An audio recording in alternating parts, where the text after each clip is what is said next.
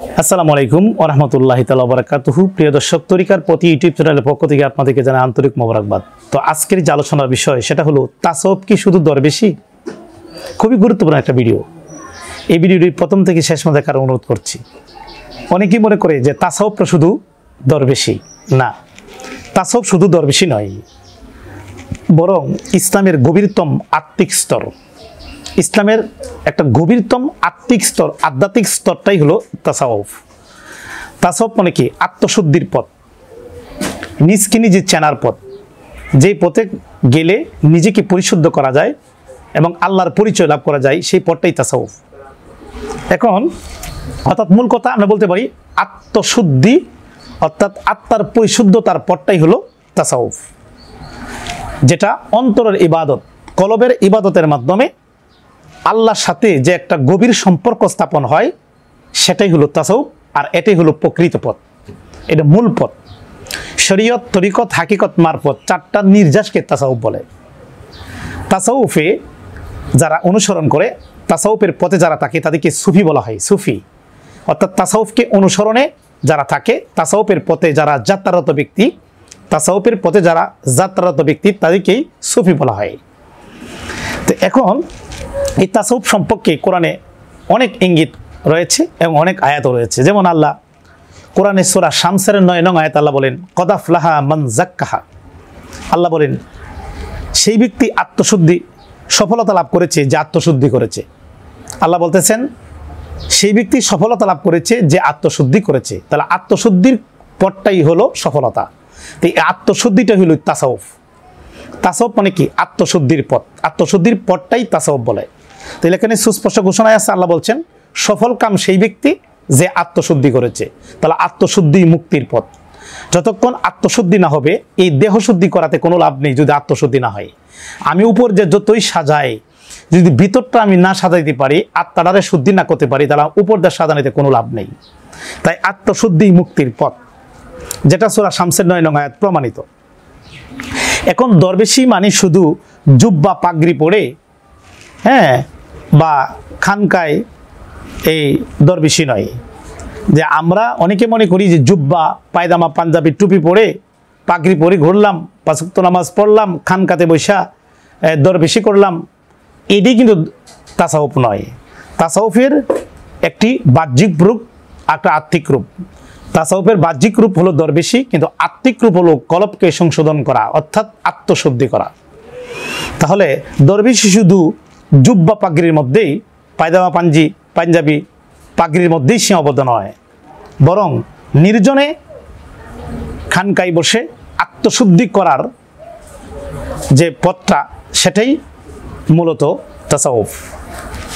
এখন তাসাউফের উদ্দেশ্যটা কি, এটা আমাদের আরেকটু ক্লিয়ার করি বিষয়টা। তাসাউফের উদ্দেশ্য হলো আত্মশুদ্ধি, মানে তাসকিয়া, যেটা তাসকিয়া নফস, অর্থাৎ নফস পরিশুদ্ধি। আমাদের হিংসা, বিদ্বেষ, অহংকার, রিয়া, লোভ, লালসা, এগুলি পরিহার করা, অর্থাৎ তাসকিয়া করা। তাসকিয়া নফস, নফস পরিশুদ্ধ করা, এটা হলো আত্মশুদ্ধির মূল লক্ষ্য। অর্থাৎ কি করা? হিংসা, অহংকার, রিয়া, মিথ্যা, লোভ, লালসা, এগুলি পরিত্যাগ করা। এবং রুহানিয়াতকে তাজা করা, যে রুহগুলা মরে গেছে এটাকে তাজা করা। নফস, যে নফস এর গুনাহ করতে করতে এই নফসে আম্মারায় পৌঁছে নিজে অন্ধ হয়ে গেছে, সেই রুহানিয়াতকে তাজা করা কিভাবে? জিকির, মুরাকাবা ও নির্জন ধ্যানের মাধ্যমে।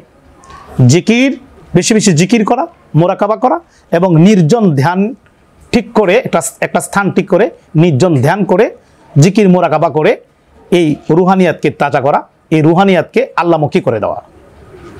সেটা হলো তাসাউফের মূল উদ্দেশ্য, আত্মশুদ্ধি এবং রুহানিয়াতকে আল্লাহমুখী করে দেওয়া। এবং নিজের ইচ্ছাকে, নিজের ইচ্ছার কি করা? বিলীন করা দেওয়া। নিজের ইচ্ছা বিলীন করে দেওয়া, নিজের যে ইচ্ছাটা চা, এটা ইচ্ছার বিরোধিতা করা।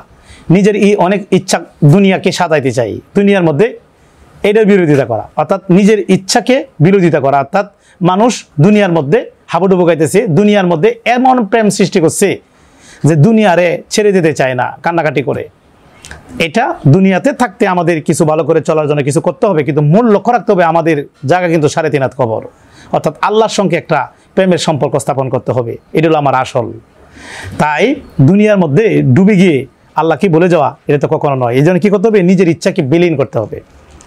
এবং তাসাউফের আরেকটি উদ্দেশ্য হলো ফানা, মানে আল্লাহর প্রতি ফানা হয়ে যাওয়া। তো আল্লাহর প্রতি ফানা হওয়ার আগে মুর্শিদের প্রতি ফানা হইতে হবে। ফানাফি শাইখ, পরে ফানাফি রাসূল, পরে ফানাফিল্লাহ। তো ফানা নিজেকে আল্লাহর দিকে বিলীন করে দেওয়া, এটি হলো তাসাউফের উদ্দেশ্য।